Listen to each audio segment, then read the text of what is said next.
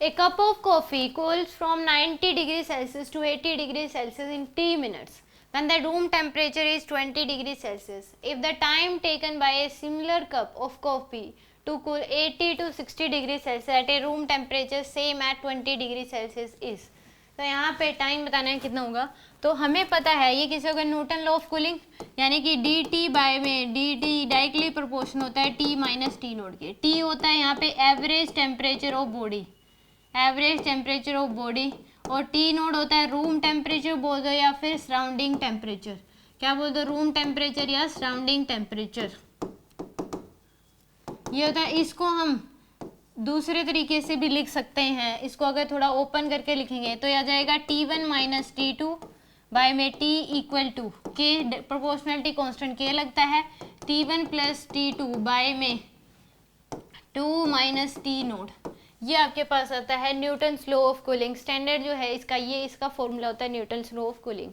Rate of change of temperature of body with respect to time is directly proportional होता है T minus T naught. T है average temperature of body, minus T naught है surrounding temperature.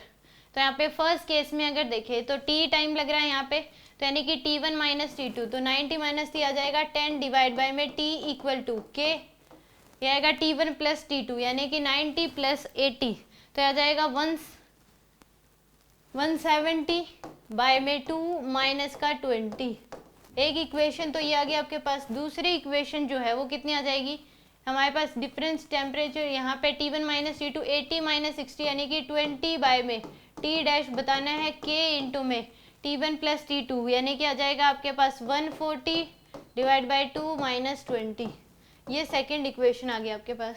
तो दोनों का अगर हम ratio लेंगे तो ये क्या जाएगा, K से K कैंसिल, 10 बाय में T इंटू में T डैश बाय में 20 इक्वल टू, ये आ जाएगा आपके पास 170 डिवाइड बाय 2।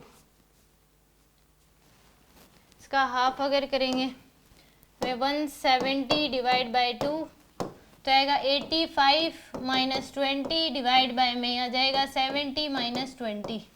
तो यहाँ से आपके पास ये 2 से तो ये आ जाएगा T डैश बाय में 2T इक्वल टू, यहाँ पे ये 65 बाय में 50, तो T डैश की वैल्यू आ जाएगी 65 डिवाइड बाय 50 इंटू में 2T, तो आ जाएगा 25। तो यहाँ से T डैश की वैल्यू आएगी 65 डिवाइड बाय 25 T। तो इसको अगर हम कट कर दें 11 से, 5 से कट दो, 13 बाय में 5 T के बराबर, ये आएगा आपके पास टाइम की वैल्यू। सी ऑप्शन क्या होगा इसका करेक्ट होगा।